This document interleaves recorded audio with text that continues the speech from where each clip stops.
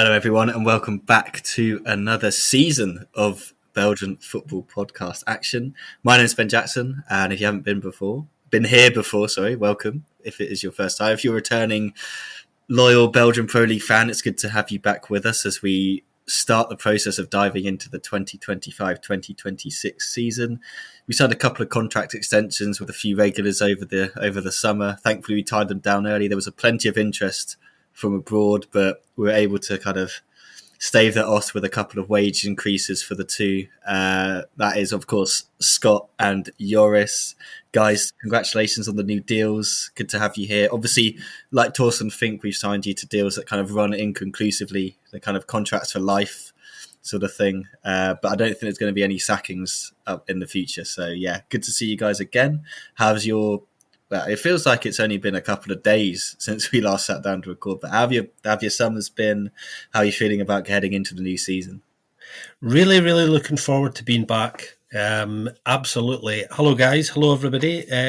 Hope your summer has been good. We are back. We are raring to go.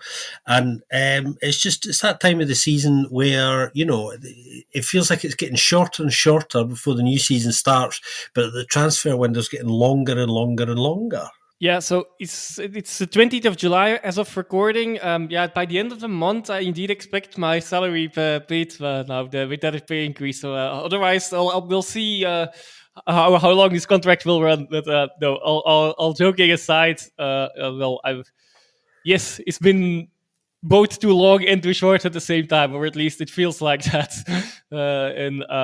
My summer, it's been a bit topsy-turvy. I still had some additional, I'm not going to dwell too much on it, but some additional issues later after my fall to mountain bike that we talked on the last regular episode of last season as well. But all good now, so just roaring to go. Absolutely, yeah. We're not kind of going down the Dender route just yet of searching the metaverse for different kind of podcasts. Presenters and hosts and talkers, or going down the AI route just yet. Thankfully, we are very much three real people who will make mistakes this season, as we do. Our predictions will likely be terrible at points, but I think we've got a couple of right last year, so that was pretty good, of course. Obviously, Scott, and you miss Belgian football so much, you decided to launch a Substack on the side to kind of keep talking about the game. Just couldn't hold him away from talking about the Belgian football. We will obviously mention that. Scott's done some fantastic work, so you get that weekly article if you know how Substack works. The link to that will be in the show notes, so you can sign up and check out all the work that Scott is doing with Joris's kind of oversight as well, chiming in with a little bit of the Belgian perspective on things, which is all good stuff. If you've been here before, you know how these things work. We run through all the teams. We talk about transfers. We talk about kind of the situation at the clubs going into things. As Joris has said, we are recording on the 20th of July, which is pretty early. Club have literally just won the Volkswagen Super Cup just a couple of hours before we sat down to record. They beat Union by 2-1. Scott and I were finally able to watch that, not on a tiny screen, through a slightly dodgy betting app that would have to leave some money in for the year just so we could access it. DAZN has bought the rights to the Belgian League, and they've actually released it to the English audience. So if you are in the UK base, you can now watch three games a week with Will Downing on commentary. It's great to hear Will again. It feels like I haven't heard him for ages because of how I've been having to watch the game. So that's great news. Again, we've kind of posted the details out on our social media, so if you haven't kind of looked into that, feel free to do it on there.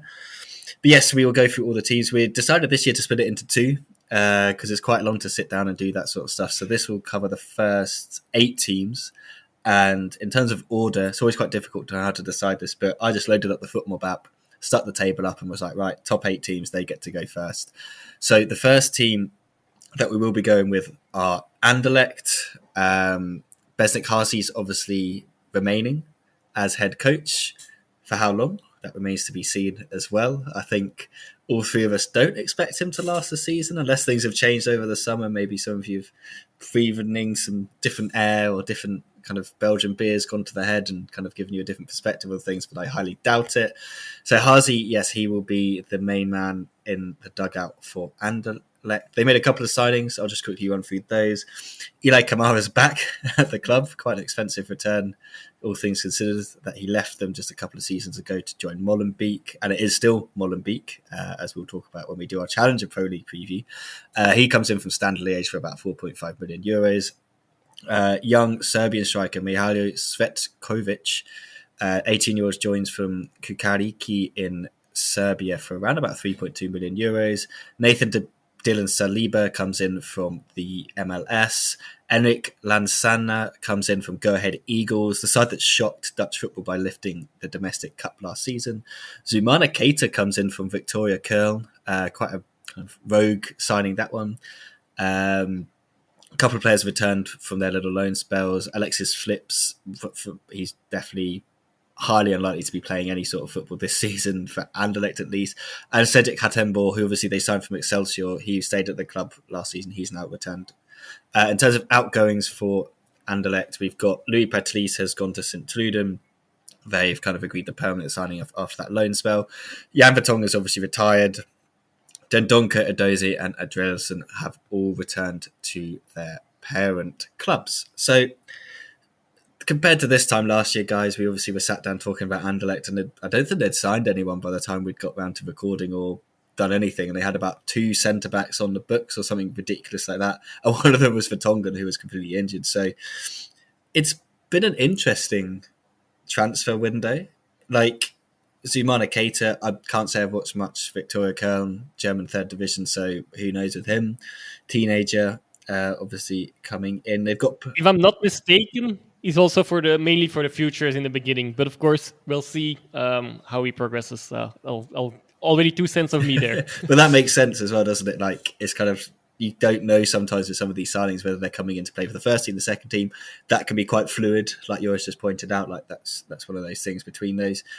There's obviously players that we expect to leave. I think we'll be surprised if Stoikens is still there come the end of the window. He's been heavily linked with the move away.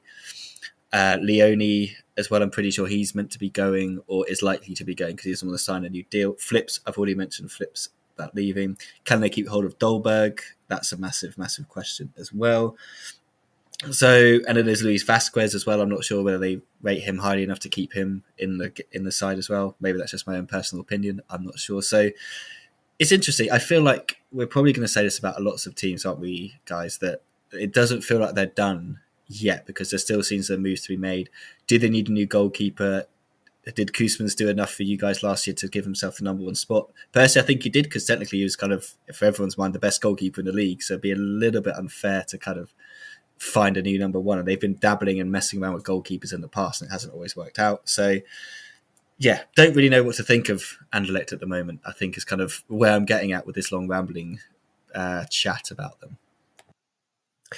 Well, this is quite interesting because Anderlecht have been reasonably active, I think. I mean, let's bear in mind that, the vast majority of this window is still open. We're going to be going to, what is it, the 6th of September, I think. So, we've really barely started. And considering they're trying to reshape their squad kind of quite a bit, they've done a fair bit of business early.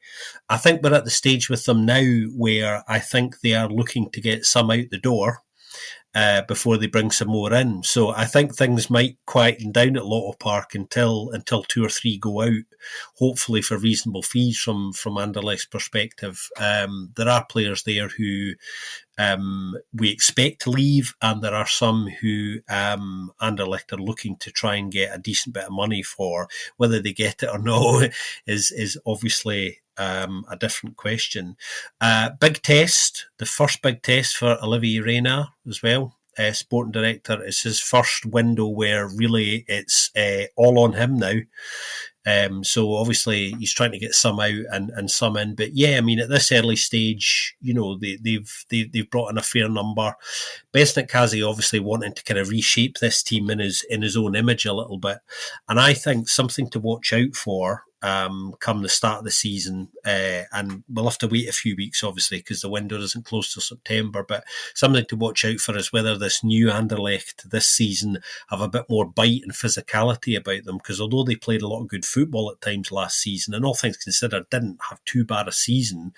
When you consider things, really, they were in and about the mix without looking like they were ever actually going to win anything, of course, is just whether they can add a bit more speed and physicality. That's one thing I'm looking for, because that would tell me that maybe they're going to be able to compete and push some of the other big boys harder than they've been able to do, certainly in the last 2 or 3 years. So the jury's kind of out on that at the moment, but they've started a little bit more brightly in terms of the recruitment than a lot of sides, and I think you just have to see that as a positive at the moment. Yeah, I guess they've indeed, that's one thing you can say. They have been indeed very active compared to other sides at the moment already. I still see the same issues as we had last year, indeed, as well. Also with center backs, yes, they've got Simic and Hay now, who weren't there last year yet. No, Simic only came later as well, than our recording last year, I believe. But Vertongen, of course, retired. The Donker, who sometimes actually played there as well, and Adrielson also have gone already. Okay, of course, Adrielson was not there yet, but just in case Keita is indeed for the futures, then they really still only have two with Hay and Simic center backs. That's one question. Yeah, I think actually Ben asked all the questions, but many questions. I think that's one question I would ask. Do they need an extra center back? And the answer is clearly yes. But indeed, goalkeeper. Do they need a new goalkeeper? I do think they do. I don't know if they need a first goalkeeper, but at least someone for the competition with Kozemans as well. Svetkovic, difficult to judge. He already played against Genk 2 years ago in the Conference League.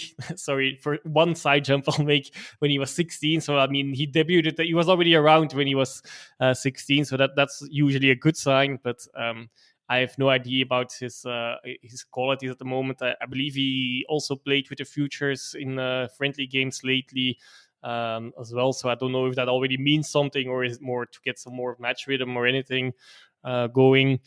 But yeah, central midfielders. There the question indeed, with all their own youngsters, like Ben mentioned, on the verge of leaving, I guess, for several reasons. Struikens, Verscharen as well, Leoni, and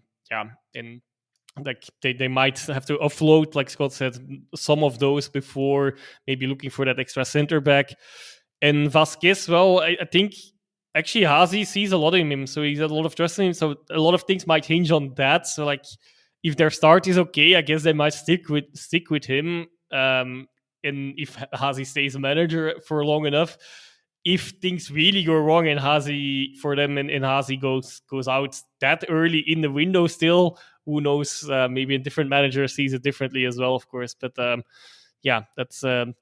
that's he brings the physicality that Scott was talking about in comparison to Dolberg. But in this specific case, I'm not sure that's that should mean that the Vasquez would need to prioritize over should be the starter ahead of Dolberg. You don't. If you ask me, that the answer is clear as well. I think if you ask any of us, but it might depend. There might be a thing to say because of this physicality. That might be something that's more brought by him and could help the whole side as well. Liansana also should bring that. He really, he's more like the pit bull on the midfield. So he brings that physicality. With Hadenboer, I have the impression it's more like a more technical, typical Dutch player. We'll see as well with him. Will that work immediately in the physical Belgian league? Difficult to judge as well, of course. Yeah, and Kamara is the other one, of course, indeed, bringing him in after only 2 years for 5 million surplus. Also sponsoring your, at least one of your biggest rivals, probably the biggest rival still along the way as well. That put some decisions of 2 years in a different light, go in a different light, I guess. And yeah, that's yeah, not necessarily good business, but maybe on the field it will prove like good business still. That's of course still possible, but the outlook is a bit weird. That's all. Yeah, no, definitely. You mentioned physical strikers there. It just makes you think about. I'm sure this is going to trigger something maybe in Scott's mind about Hazy and continuously playing Lauberbach as the Mechelen striker because of that physicality when Raman was the better striker. But the thing, I don't really know where I can't. I need to go sit and do my kind of table of where I think people are going to finish because I don't have Anderlecht as challenging for the title at all in this situation. And European football, like I feel like they could be struggling to get there. Like they've got Hacken obviously coming up this week over 2 legs. Kamara's already going to miss the first beginning of the season because he's injured already. It's never a good sign. But with Dolberg, it's like if he's fit, like I'm confident that they're going to score enough goals because he is just such a quality striker in this league. If they keep him and he stays fit, like absolutely fine. I can't imagine Hazy's going to pick Vasquez over him at any point, but it's Hazy, so you never know. Yeah, I completely agree with all you guys have said so far on Anderlecht, but yeah, like it's at least been more active. Second team we'll go to Cercle Brugge. They're always kind of doing business. Like, do you know what I mean? They're not. You go into the window and you're kind of like, yeah, Cercle are going to make signings. Like you're not kind of panicking or waiting around. Like they usually do their work pretty early in the window, and then they've got a chance to bed them in. There's been a little bit of activity kind of in the dugout. Bernd Stork was going to be the head coach, but then they made new sporting director comes in and says, no, absolutely not. We're not doing this. I've got better ideas. We think a friendly face in Monaco might have had a couple of words as well and been like, guys, I literally set up a whole vision here and the whole thing was set up already. Like, what we do messing around. So they go to owner Sinel. Scott, I'll let you talk a little bit more about owner Sinel because you obviously did that really good piece as part of your Substack, and we put it on Get Football as well about him and how he fits in with the style of them. So I don't want to kind of take away from the research and stuff you've done into him. So I'll let you talk about him. In terms of their transfers, like I said, they've been active. Lawrence Agikum, fresh off his Ghanaian, he got a Ghanaian cap in one of those bizarre tournaments. It's called like the Friendly Cup, where it's like Ghana, Nigeria, which is friendly but pretty fierce rivalry, and then Jamaica and was it Trinidad and Tobago? It was a very weird cup, but he got a debut in that. So he comes in on a permanent. Eric Nunes is signed permanently. Ibrahima Diaby comes in for free from the PSG youth team, defensive midfielder, French, and I think he can also represent Guinea or Mali. Yeah, Guinea. Aiden Diop comes in on loan from Monaco. This kid looks like a good player. The numbers look pretty good, and when he's played for Monaco, he has got some first team experience. Vali Konate also comes in on loan from Monaco. Chris Kouassi, right winger, comes in from Amiens. Like, none of these guys that I'm talking about are over the age of 21. Apart from this man, Peter Gherkins, he comes in on loan from Gent. I'll talk about that transfer in a bit. In terms of outgoings, this one we've got to talk about. I don't know how this has happened. Felipe Augusto sold to Trabzonspor for apparently 5 million euros. I've read 6 million euros somewhere. Whatever it is, that's mental. Thibaut Sommers has gone to Antwerp for 1.5 to 2 million. We'll definitely talk about that. Popovic has gone. He joins Erika on a free transfer. Eloy Room, he leaves on a free. And Sene Miange, he has also left the club as well. He was there for quite a while, actually, to be fair. Potentially might be some other movers and shakers. Varlason's been linked with a move to another Belgian club, which we'll talk about in a couple of days because that might have happened by then. Who knows? But they've got Maxime de Lange tied down to a long-term contract, so it's kind of like it's a win-win situation. You keep Varlason, he's number one. You've got de Lange, you can move him into the starting spot, or you've got him until you find a new goalkeeper. The defence is looking young. Safe to say, I don't think there's any defender over the age of 25, and that's Utkus and Manyi, and obviously Manyi's he's not really a defender. He's going to play a bit higher up. So I think they probably want to get some more experience into those positions for sure. I'd like to see that. Again, it's young in the midfield, apart from Hannes van der Bruggen and obviously Peter Gherkins. I really like the Gherkin signing. I think this is the level of clubs that he should be playing for, that kind of mid to lower table. I think that's where it really will suit him more than, again, to an Antwerp or someone like that. I think because he doesn't have to play every week with a side like Cercle, and he's got players around that can run and do legs, so he can kind of look for some goals. I expect him to have a decent season with them. Whether or not that will roll into getting a full-time kind of permanent move, I think wages might be an issue there. I don't think Cercle would want to pay too much for someone like Gherkins at that age, but alongside Van der Bruggen, at least you've got some kind of proper Pro League experience around these younger guys. And there's obviously other guys in that kind of midfield area that might be leaving. Alan Minder, heavily linked with the move. I'd be surprised if Abu Francis is there at the end of the window. I think lots of sides are going to be wanting to bring him in.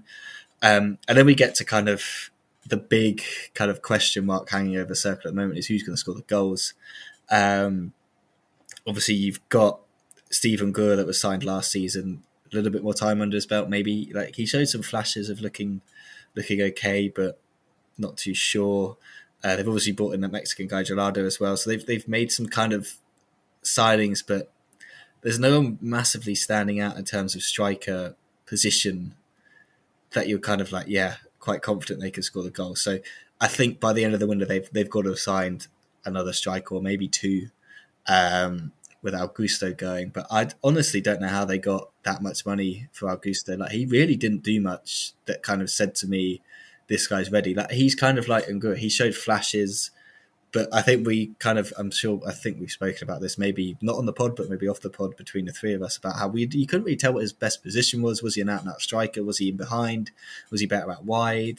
Like, there was never a time when I was like, yeah, this is like, he's good in this position.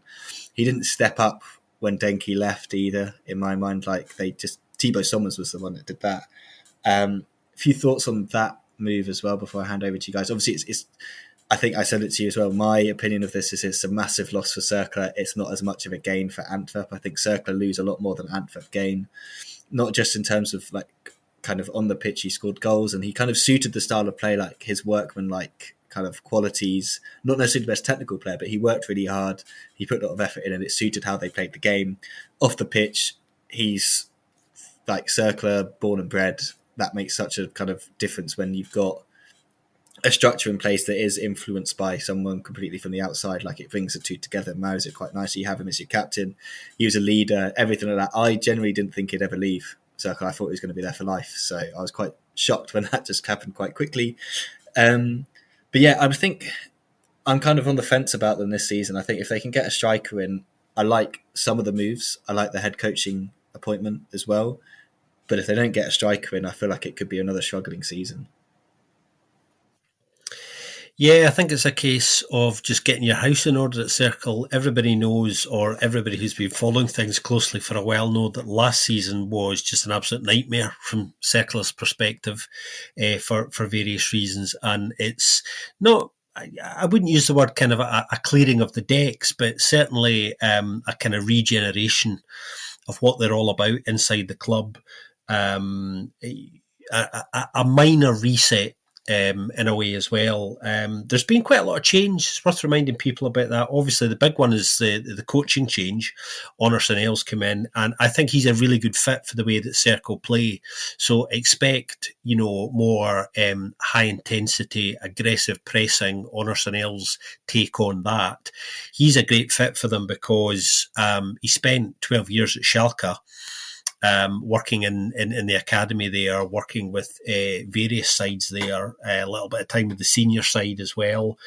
He's got a very close working relationship with Ralf Rangnick, who needs no introduction, particularly when it comes to high-intensity, aggressive pressing football. Some consider him as one of the kind of godfathers of gegenpressing full stop, which I think in many respects he is. So, that's quite a lineage to be coming from. And he does have a reputation of working with and developing young players. And this is a really young squad. It always has been, but it's going back to what it does best. Last season, things did not work. And what you don't do, I think, when things don't work is, throw all of your toys out of the pram. And there was pretty much a collective panic inside the club towards the end of the season, as the relegation dogfight reached its crescendo, and technical director Rember Roman paid the ultimate price for a lot of decisions throughout the course of the season, which didn't go well, culminating in the appointment of Bernd Storck, who did save them. Not that there was that much doubt about that, very convincingly, for the second time in his career, we should add. Rembert Vermaat's gone, Storck is gone, which I think was expected. Everyone knew this was going to be a short marriage of convenience. Rembert has gone and he's been replaced by Luciano Murcio, who's already inside the club, spent some time as head scout, very close to Carlos Aviña, of course, who's a big figure at Cercle, even though he's at Monaco now. So this is just a reasserting of the order that was in place before, and a freshening up of things. A number of players have come in. On Augusto, he came in always with the intention of him long-term being Kevin Denke's replacement, and he's never really looked like getting anywhere close to that. In fact, nobody has, of course. He's doing very well in MLS. For those who are kind of following him at the moment as well, he's doing pretty well there. But Augusto never really kind of hit the ground at all in any way. Certainly wasn't a great finisher. And I think when money like that is on the table, when you're offered the chance to kind of double your money, get your money back and make a 3 million profit on it, then they were never going to turn down that money. And I think that's just purely a good bit of business, really. Summers is a very interesting one. I've always liked Thibaut. I think he's a really underrated player. I think players don't always have to be flashy. Everything that Summers is great at are the things that players often don't get credit for. Been at Cercle since he was 8, of course, as well. So, much like you, Ben, it was a bit of a surprise to me. But then I forgot he was in the last year of his contract, and when I realised that, I thought, oh, all right, okay, I think there's a good chance he is probably going to go here, and that was even before the Antwerp links, because otherwise, a new deal would have been sorted well before now. So he's taken that opportunity to see if he can go up a gear and develop his game a bit. Huge loss, like Ben says, to Cercle. I think, there's absolutely no question about that. An interesting one from Antwerp's perspective, because I think it's a really good pickup for them. It'll be interesting to see if he has the same sort of influence, or even half the influence at Antwerp than he did at Cercle. Because if he does, then he's going to be a great pickup for them. I think Antwerp have been really careful, and we'll talk about obviously them in due course, but I think they've been quite careful and targeted with their own recruitment.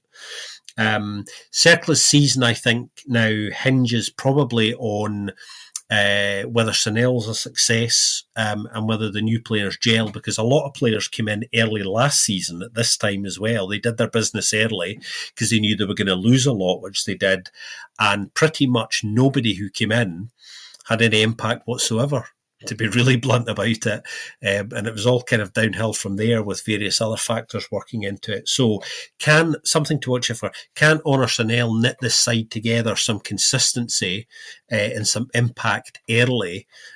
Because that's going to be key with a number of new players coming in and a new coach. But I do think he's the right coach. He fits them. He fits the profile. So let's see how we get on. This is an exciting one to watch, because they're going back to what they did best and what got them into Europe and what got them a playoff one place. With a coach who has a real proven track record in being able to develop players and hopefully get them to accrue value for the club. So I think they've got their thinking right, and they've got their implementation right so far, and we will see how they get on. Yes, to be honest, you guys, as usual, said most things already, so I'll try not to repeat you, but I'm quite worried at the current state of things. Like, both in attack and in defense, like two very main areas, things are very unclear as well. And additionally, potentially in goal as well. Of course, you still have De Lange in case Warleson would leave. That is still someone, but to be honest, I'm not very convinced by him as well. But he can fill the void for a while for sure.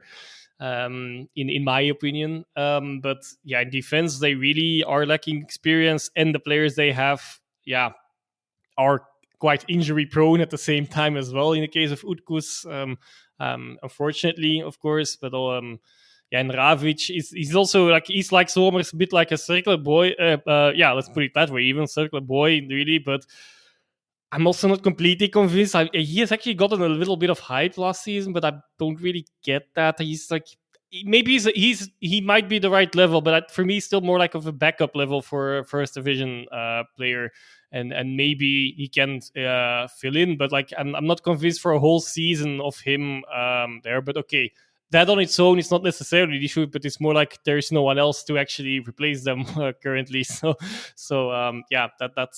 that would worry me. Yeah. To highlight something positive, despite Somers leaving, of course, he was not playing central midfield necessarily, but in central midfield, they still feel like with Agyekum, Francis, and Gerkes, if they stay, or Van der Brugge, so that's already 4 players that really can fit in there. So that's a decent enough level, I feel. But one, are all of them going to stay? And 2, Gerkes hopefully can provide some of the goals as well as he used to do with when he was playing at indeed clubs more the size of Cercle Brugge, mainly. Maybe he can do that, but who else is going to score the goals? There's a lot of question marks there. Of course, some of those brought in players, they're all quite young. Some of them could be real gems that we just don't know yet and provide those goods. But that's a big gamble to take, especially I'll try not to hammer too much on that, but Scott also does it a lot. But in a physical league, it could be that there might not be at that level physically yet, of course. But okay, that's an overgeneralization of me here. Fully aware of that. Just a little worried for sure. Yeah. Also, Bruninho left already as well. Okay, I think he was on loan last season, but that was one of the players. Vermand was actually, really certain of that he would break through, and unfortunately, that hasn't really come off. And he's even gone back after a year already now. And Somers, I think you guys touched on it already as well. I guess he's definitely a big loss for Cercle. Really also be a good pickup for Antwerp. We will have to wait and see, but I believe Antwerp we are not talking about today yet, but we'll get back to that later for sure. But obviously, from a personal point of view, for him, I think it's a good step and he should try it. Wait and see is basically the message anyway with all transfers, but also with this one specifically, if he can pick up that level or is already at that level that Antwerp would desire of him. But more on that in the next episode for sure. But quite some question marks. Done a lot of business. Actually, the 2 sites that we're starting with here are some of them few ones that actually done a lot of business. But despite that, not completely convinced yet, and they do need some players as well, especially in case Minda would be leaving as well. That's another one that already has been mentioned briefly by you, but there's indeed rumors of him leaving. To be honest, last season he also didn't put it all on fire and didn't confirm as much as it was, and as he lit the league on fire in the first season here. But there, if he goes, of course, there's no chance of him to actually repeat that goal tally and the flashes he's shown at those times as well. Like I said, big question marks for me around Cercle Brugge at the moment. Yeah, no, completely agree. Yeah, with Minda, it was kind of a bit of a disappointing kind of second season, wasn't it? And I think because people had worked out how Cercle played, and he very much fitted into kind of that style of counter-attacking football with his pace, and it's they didn't actually get that many chances to counter-attack as often. And they've got to sign a more experienced defender at least, especially if you're going to end up with Delange in goal. I think last year you saw him struggle with the kind of young defence in front of him. It wasn't as great in combination with Vardason. He's not perfect by any stretch of the imagination, but he's shown to be a level above that, and a very good player. But they can't be done. I'd be shocked if they're done. I know last year they were quite quick because they had the European football, like we were kind of talking about. They had to get ready for that. But I think there's moves to be made. And I think, again, this is probably to talk about every single team. The team that starts this weekend coming up, I highly doubt for most teams it's going to be the same starting 11 that starts in the beginning of September. Like, it's just going to be very different. Another side to talk of like that, obviously we saw them in action today. We'll stay at the Jan Breidel, but they weren't playing at the Jan Breidel today. That is Club Brugge. They've been active as per usual on both sides. So in terms of incomings, we have Nicolo Tresoldi coming in from Hannover 96 or 96. He comes in for about €6 million. I saw a lot of Hannover fans were absolutely gutted that he left. It seems that someone at club's been just shopping and kind of doing their scouting in the Zweite Bundesliga. They bring in Ludovic Reis from Hamburg, despite them getting promoted for the first time, and it felt like forever they've been trying. He comes over for about €6 million as well. Last couple of days, they sent Carlos Forbes, Ajax winger, who was obviously on loan at Wolves last season. Didn't really do much at Wolves, it's safe to say. Cesar Sandra comes back in from his loan at Willem 2. And I think Josef Burkic is always also back in after his loan spell with Hibs, but don't expect him to stay around, to be honest. In terms of outgoings, Maxim de Kuiper, he's come to live near me. That is obviously the reason why he's made the move to Brighton. He just wants to see my face, and maybe we'll bump into each other in the lanes in and around Brighton. That'd be quite cool. Shemsdini Talby's gone slightly further north to Sunderland. Both of these are for about €20 million. Big money for Talby after kind of half a good season, I could safe to say, but it was a pretty decent half a good season, and he showed in European football a decent enough level that you can see why club were happy to sell him for that much, and Sunderland were willing to give up that much. Fern Nukle, he's finally gone as well. There were kind of rumours about that for a while. He's gone to Celta de Vigo in Spain for about €5 million. And Casper Nielsen, Willy won't he for a lot of the kind of summer, wasn't it? But he's also gone to Standard Liège. In terms of the rest of the squad, let's have a quick look. Nicky Haynes obviously still in charge. Goalkeeping situation's a little bit in flux, potentially, probably not. Cyril Mignolet's come out and said he doesn't want to be a rotational goalkeeper, which he would say. I can't imagine. I don't know why he'd be like, yeah, no, I'm happy to do that. Yakas is obviously there. He's 27. He's in his prime. He should be starting somewhere. This was always the risk with that move for him.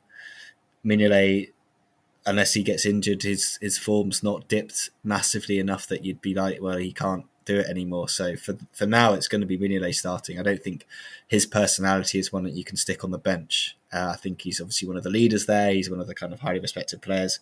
So yeah, interesting to see what happens with Yakas. I presume he will stay, because I feel like they really do want to just keep him there until Mignolet finally decides to hang up his gloves and they're like, right, we've got the goalkeeper we want to kind of step in. Obviously, with the Kuiper going, they're going to have to bring in a new left back. Naturally, you probably look at the squad list and be like, oh, it's fine, Bjorn Meyer will step in, but he looks almost certain to be off now. It looked like he was gone, then he wasn't gone. Now it looks like he is gone, and fine order the club that he's meant to end up at. So I presume that's going to happen. So I presume they're going to be shopping for a left back, because it was quite weird. I think today they obviously played a weird formation actually today. We can talk about that another time if they do it again. Says was playing at left back, but it was kind of like a left central midfield at times. It was quite odd. And then Spielers had to play at right back, which I don't think is his position. So yeah, they probably won't say he's back at right back, and they're going to have to bring in a left back. Midfield, Chashari, is he going to stay? Is he not going to stay? Nicky Hine after the game was like, he'll be in training on Monday.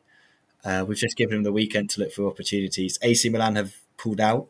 They don't want to spend 32.5 million euros. They don't want to do it. I don't think that's the end of that one. I don't imagine he's not going to be there at the end of August. It'll be quite surprising. I don't think they can give him the Hans van Aken golden contract to keep him here. I don't think that's going to happen. Hans is obviously still there as well. He looked good today, actually. There were a couple of moments he looked really good. So he's going to be fine this season. Onyedika's still there. Is he going to stay there? Again, I'd be surprised if Chashari and Onyedika are still there by the end of the window. Obviously, they got Leeson. They've still got Vetlesen. I think he'll stay. They'll probably go and sign another midfielder if they have to. Striker up front looks pretty good. Trastoli obviously coming in. Vermont if we're taking anything by today, he's probably going to be the starting striker. He's better than Nielsen. I think Nielsen he is what we thought he was, to be honest. So he's going to still be there. Obviously, with Talby going, a lot was expected. People expected to see a bit more Chandri Campbell because Leicester was playing out wide. But yeah, Kubica and Campbell. Forbes obviously coming into that position as well. Solis is still there.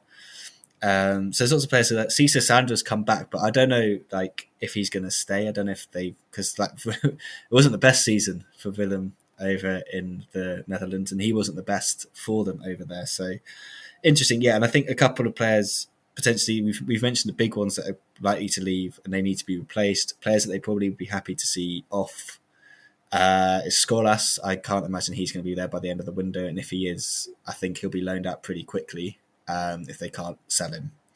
So at the moment, there's nothing telling me that this won't be a side competing for the title. Even if they lose to Shire and Radika, they'll replace them with some other players and they'll be competing for the title because they've got the core of a squad that's good enough to do it, and they've got the funds to do it. They're rolling in money at the moment from selling all these players. So yeah, it's a shame to see De Kuyper go, but I think Brighton is the right move for him as well. I think he could benefit from the development there. So yeah, club back up there again. I don't think anyone will be surprised by me saying that. And I presume you two are going to say the same. And I'll be highly surprised if you're suddenly going to be like, no, they're not going to be up there.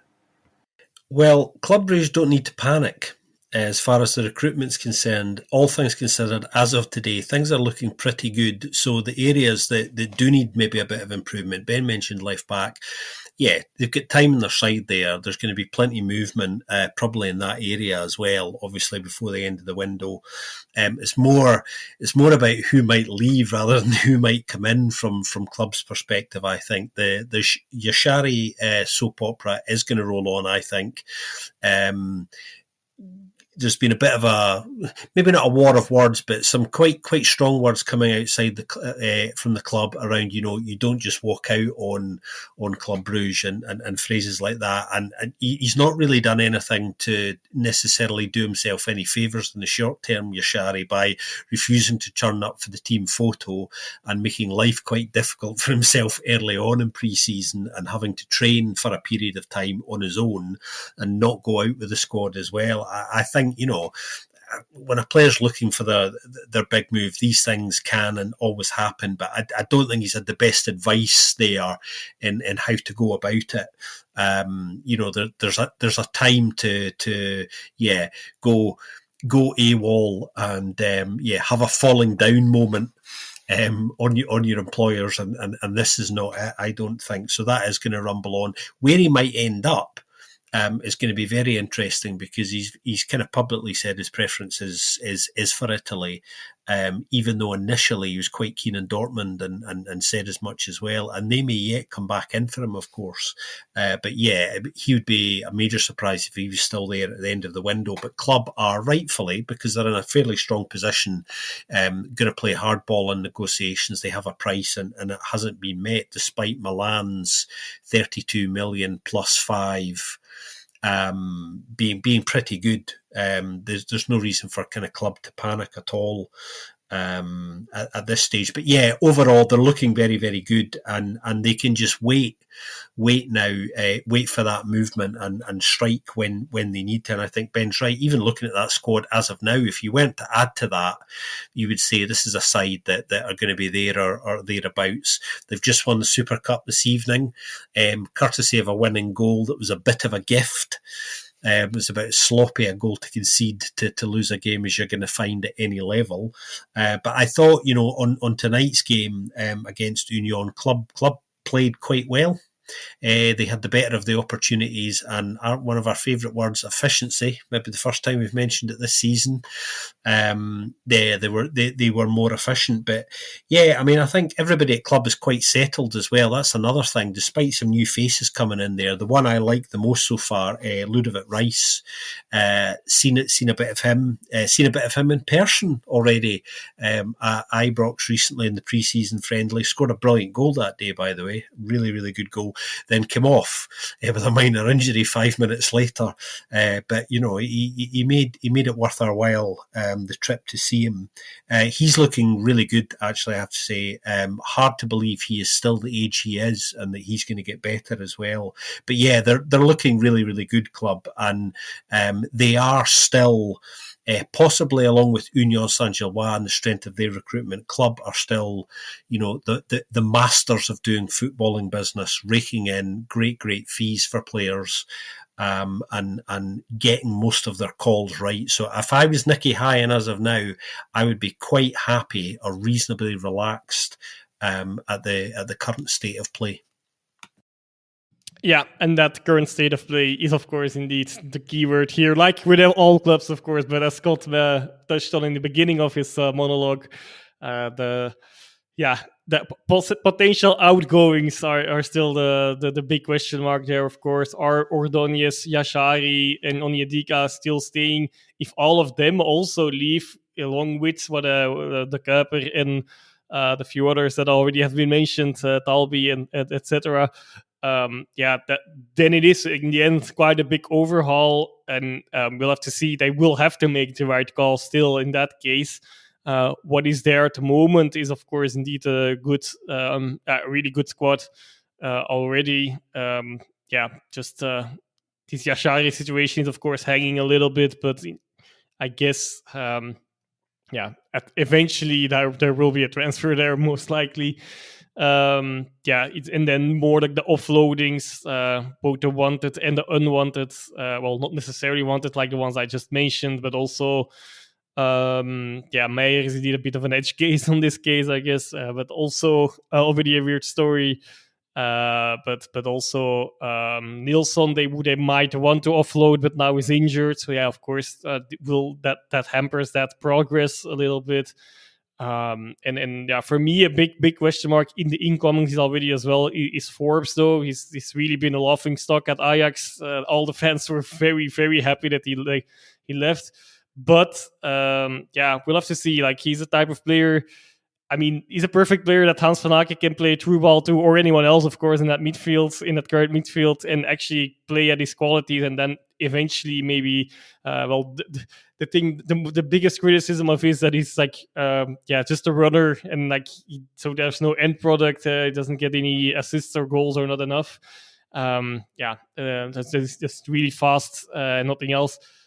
Yeah, but that can work in certain occasions, of course. Like, I've seen it as well. Like, Paintsill also had that reputation at some points as well, and so on. Like I mentioned, like, this actually could fit perfectly to the likes of Van Aken. But yeah, he doesn't come in the best standing. But maybe that's not necessarily a bad thing either. But yeah, that's one to see, and like usually have gotten their winger calls right the last few years, bringing in some really good players. Let's see if this will also be the case here. And in the case of if Nilsson would leave, also it could be interesting to see if they do trust the two young strikers, Vermand and the even younger Tresoldi, then enough to go to start the season, or go on with the season just with those two, or if they replace Nilsson, again, either with a backup or with a real first striker. I guess Vermand probably deserves to be at least second striker, but yeah, Tresoldi is of course still a bit of an unknown quantity at this level, but that's always going to be the case, and the busy summer is going on with Club Brugge. So far, everything is under control, I guess. But we might not see the best Club Brugge, even if it's already at a good level at the start of the season, though. Yeah, I think they can afford to start. The way the league's set up is you can afford to kind of start a little bit slowly. If you're them. It depends on the Champions League qualifying, of course, that they have coming up, and they need to be ready. Yeah, but they can focus on that at least, and then. Yeah, and we don't know who they will be facing, of course. That's the potential opponents there are like either they're big favorites or it's like it's more a 50-50 job. Yeah, we'll have to wait and see on that anyways. But yeah, they have something to be ready for at some point quite early in the season, but they can really focus on that, probably. Yeah, and they've got the Volkswagen Super League Cup, the Super Cup under their belt. So what more could you want? Who cares about Champions League football when you got that one? I did think I was watching like a Wolfsburg game at the beginning because the bloody VW thing in the middle of the pitch. I was like, what's going on here? Very confusing. Is this definitely Belgian football? One side that, if we told you this time last year that we'd be talking about them again in this preview, that would be very happy about it, would be Dender. Dender fans would be quite thrilled to see their name again. It's been an interesting window from them so far. Again, I think there's plenty of kind of things to be done. So Schiedler, he comes in on a permanent, which is unsurprising. He was pretty good for them. Luc Mariennissen comes in, central defender from Liège for a couple of €100,000. Christophe Coton, if you guys know anything about him, please do let us know. He comes in from Polonia Warsaw in the Polish second division. Nal Muti Sabatwa comes in from Anderlecht's youth team, and then Roman Kvet obviously makes his deal permanent as well. So they picked up two of the kind of key loanees from last year in Schiedler and Kvet. They were kind of the two big ones. Karl Fieler didn't really get a chance to show what he could do because of the injury, but he's left to go to Poland. I think he's got into the Polish second division as well with Wisła Krakow. I don't think they're top flight side from knowing my Krakow sides. Gilles Russen, he leaves the side to join Kortrijk. Kenneth Hoodlet, he leaves for Union Rochefort. Leonard Hens followed Russen to join Kortrijk. Kortrijk have done some good business. We'll talk about them at some point. Abdullah Yahaya's left. Ridan Mbaki, he's been there for like ever. He goes to Patro Eisden. Danny Fafana, Michel Lallemand, Jasper van Udenhove also leave. Tom Home leaves after his loan spell. Nothing really happened with that one. He was injured for most of it. Dembo Silla also returns to Lorient. They have been linked recently with a striker from Strasbourg who looks like he could be pretty decent. I'm just trying to get his name up, and as I went to get the article up, it completely disappeared. So yeah, but he's got from I remember looking at his numbers, he'd scored a couple of goals a couple of years ago. I think he was playing for Annecy in the second division of French football, and he'd hit a pretty decent number. Didn't really quite do it at Strasbourg last season, but he could be on his way to Dender for a fee that isn't too big, but there's a hefty sell-on percentage, I think, if he does make the move. He might have gone somewhere else. I can't find this article that I had on this. I had it all loaded up perfectly for the preview, and it's completely gone. So one of you can quickly look that up. But we're kind of going in with pretty much the same team we had last season. A couple of players that did actually come back, so I forgot to mention Noam Bamba is back on loan again for another season. That could be quite good for him, actually, I think, to have another season back in Belgian football. His Fortuna Düsseldorf move didn't really materialise at Leverkusen. He's not ready, basically, for what the levels that they're competing at, so that could be quite good for him. Schiedler's going to be kind of important. They need Nsimba to score. They need Bert to score. They need all these guys to fire, and there it is. Joris has found it. Merzi Sahi Dion from Strasbourg. Yeah, his numbers are pretty good from a couple of seasons ago in the second division of French football, and Schiedler came from the second division of Spanish football, and he did quite well there. So he seems like a kind of, can we call it a Dender signing? Maybe we can. Matti Jensen as well. They sign these players from these kind of second divisions, and it's like, until we see them, we've obviously seen Matti Jensen a little bit, but the Polish kid, Krzysztof Koton, I'm so intrigued as to what they've seen in him. Polonia Warsaw, I think they're one of the most kind of historic sides in Poland, but they've not been a major force in Polish football for quite some time. They still got a couple of Nathan Rose is still there, Fabio Flaro. They've still got some of those other kind of important players, but I think they obviously survived. They kind of disintegrated a little bit at the end of the season, were kind of dropping, and they were very happy that the season ended when it did. My kind of fear is that they've not done enough to kind of push them back to go the opposite way just yet. I don't think they've brought in the players that I'm like, yeah, no, this is the sort of recruitment a side looking to remain in the second time around should be doing. It's not Solang's second season disaster. I don't think they're going to be Solang's second season horrendousness. And the way that the league's set up this year, again, they might be able to be okay. getting into January and kind of bringing some players in. But most of the key players are still there. So I think that's a big positive. Vincent Everard's still there. I think that's a massive positive. I just think they'll be doing some more moving and shaking. And I wouldn't be surprised if they did a lot of their moving and shaking near the end of the window when players moves to other clubs might have fallen through. There's a couple of players on the loan market they can go and snag because they're clever. I don't think we can deny that they recruited very well last season. I don't see any reason why they wouldn't do it again this season. They play Cercle to start, so it's not that they've got the toughest fixtures to start with in terms of a side that's full of kind of done their business and is ready. So I could see them beating Cercle to start the season because they're settled, and that could be their main thing to start the season, and then they bring in that quality at the end of August. So slight concern, but I'm going to judge them at the end of the window, I think is kind of the sum of all that. I think that's fair. At the moment, I'm just wondering about, this is the difficult second album kind of paradox, isn't it? It's, a pretty good season, all things considered, last year, because nobody really expected anything of them. So I think, they exceeded expectations in a lot of regards. Obviously, for those who don't know, this is a club that are going to be relying longer term, or Julian Joris, who's the technical director there, is going to be relying on a lot of frees and a lot of loans, and that's going to be the case again. They've spent a tiny bit of money for what are a club who probably the second smallest budget in the league. I think that would be fair. Certainly this time last year, it was definitely the smallest. But yeah, I mean, a lot of it's going to hinge on that again. Can Julian Joris get a bit lucky again? And can more of those signings come off than not? Of course, the kind of transitionary nature of the league this year means you just have to be better than one other side. So that those pressures to make panic decisions that stop you getting into a relegation dogfight are a little bit less pressing this coming year, and that could play in their favour in terms of their decision making as well.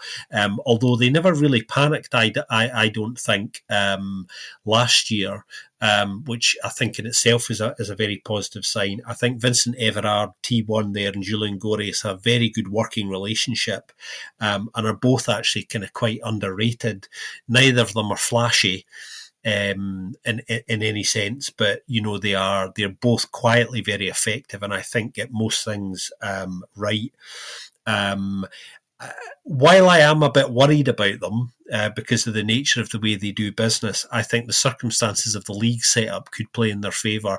Worth reminding everybody that the ongoing legal challenge that is currently sitting with legal authorities, we should have an answer to that hopefully this time next week, maybe if we're lucky, around about the 27th, I think, possibly slightly before.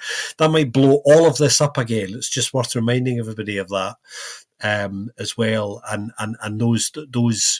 those worries that I think have lessened for them because of the new potential structure of the league could come back to haunt them a little bit as well. But at the moment, I think they just need to get more faces in, I think, to add more competition in that squad. Ideally, you want more quality, but I think the competition is more important.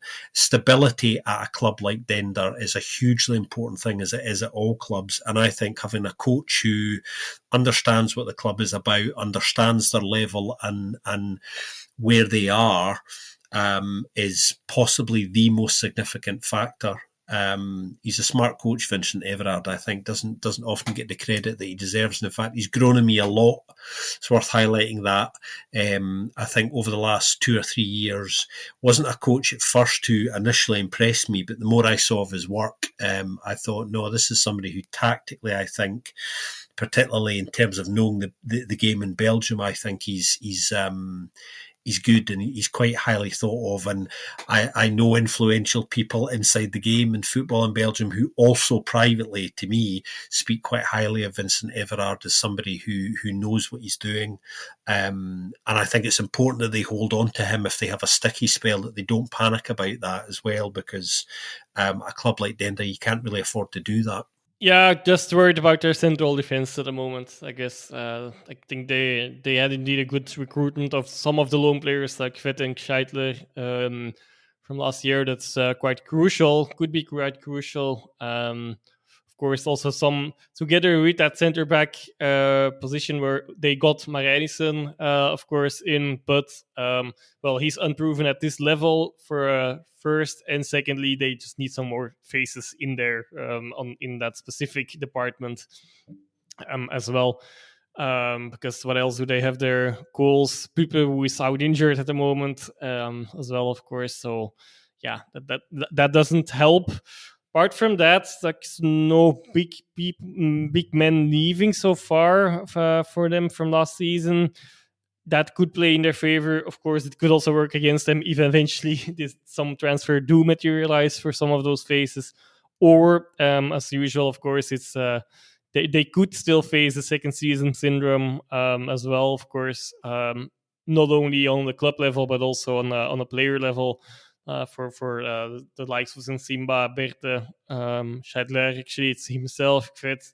Well, all the players that were there last year, I guess, anyways, which is indeed still a majority of the squad, but also noteworthy is probably that Verrips, who was their first goalkeeper, is also still out injured. I don't know when he's expected back.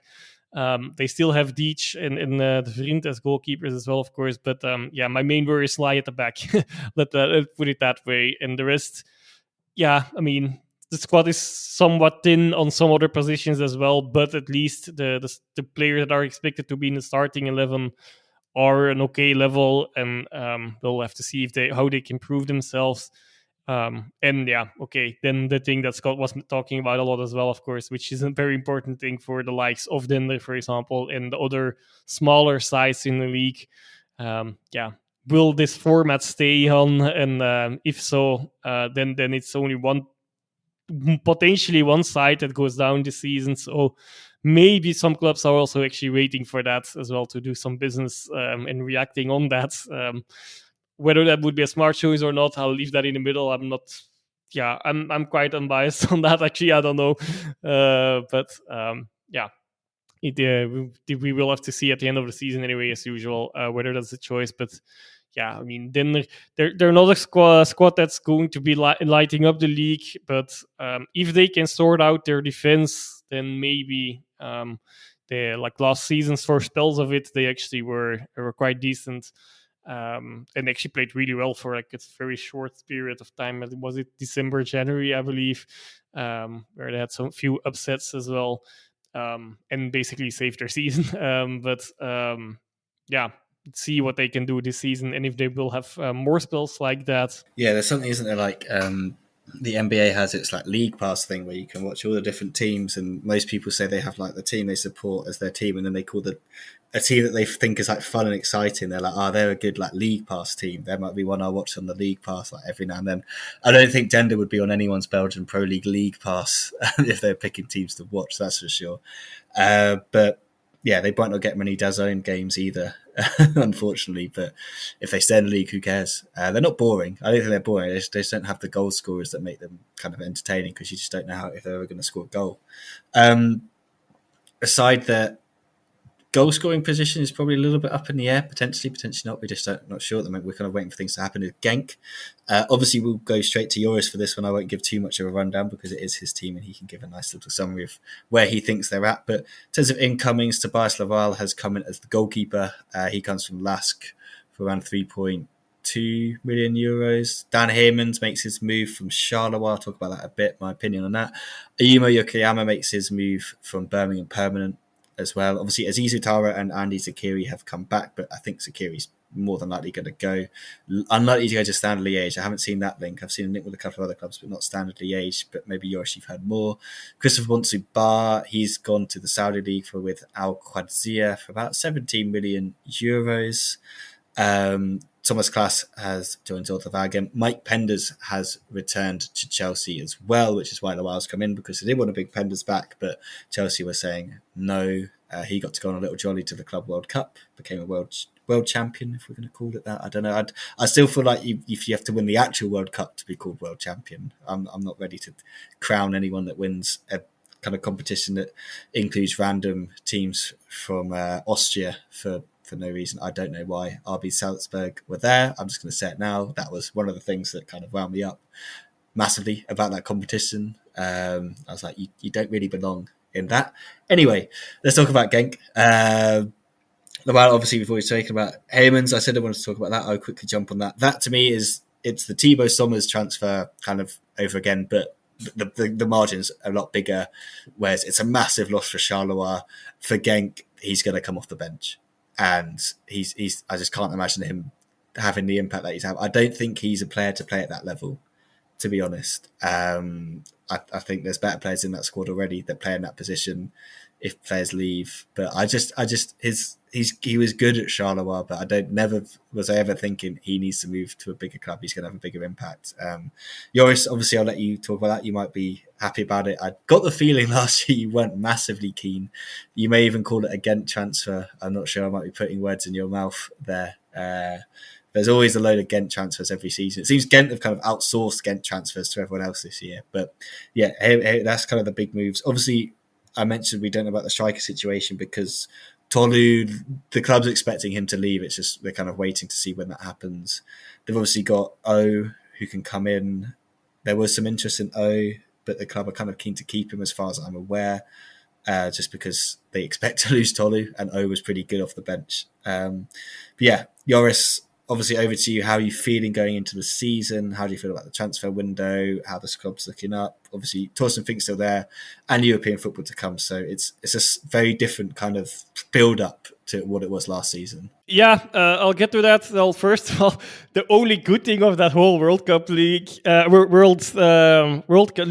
World Cup, is actually that Salzburg were there on sportive merit. That was the only good thing about it, actually, ironically. So that was based on the sportive merits of the last, 4 or 5 seasons. Okay, that might have been arbitrary which time frame they took there, but that was at least there was a reason for that they were there at least. That we can actually support the reasoning for at least. But yeah, let's not talk about that competition anymore. Anyways, than needed. But that was that. Apart from that, quite a dull transfer window, I guess you could say, so far. Not that much going on yet. Yeah. Whether I said it before, whether I say it now, after the Ben said it, Heymans is for me indeed a bit of a hint transfer, like a player that is good at the Charleroi, and like that's all. With all respect for Charleroi as well, they worked really well last season. They played really well as well. But like for the player, and Genk actually has bought quite some players lately in the last 10 years, I guess even you could even say, or 15 even. From Charleroi, so there was a good relationship between the clubs. But yeah, I mean, I'm with you with that. I don't think he's the player for the level that Genk is aiming for, at least. I do believe he's also come in more like a backup for Caetzas, indeed, with him still being really young and with the additional factor of European football, at least in one league stage. Until the winter, yeah, that does factor into that, of course. But I don't know if he's not gonna light up the league either. Like I've already mentioned that expression for Dender. I fear for Genk. Yeah, and then for all others, yeah, Eluadi and Tolu probably going to leave still. There are some increasing rumors, especially with Eluadi.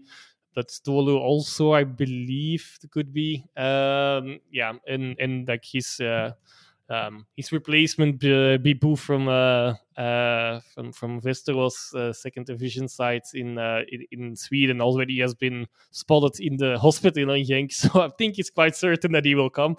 But so that also means that Tolu might be leaving, which I feel like might be a bit of a gamble. I'm not sure how I feel about the season in general for starting the season. Like, I feel like it could be again the case of like I touched on, I think end of last season as well, that I'm more skeptical of all three of us, even I guess on Genk, and like that it might be so last season, considering a good season despite the finish being a bit meh, unfortunately, but that this season might be a bit worse because of the extra load of European football and some players leaving and the replacements maybe not ready yet, or maybe not at the level. And we will have to wait and see anyway, of course. And then. But the other thing you have to say as well, you can't really expect more than a dull summer so far, as the squad is actually still there. So like it is stuffed. I think it's at least in quantity stuffed enough for these three. To be active on 3 levels in 3 competitions. Of course, always a bit dependent on injuries. Also, another question mark: Sadiq, is he leaving or not? That's the last question mark, I guess. Still, because he has a release clause in his contract, and there has been some reported interest, but will that ever materialize? I don't know. Of course, it's much like with other sides, a bit waiting. Like at the wings, like Ba leaving.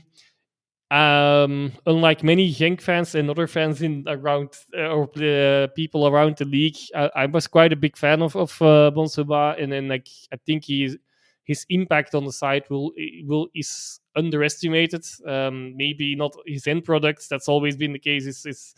Has not been there enough, even though it was slightly improving last season compared to the season before.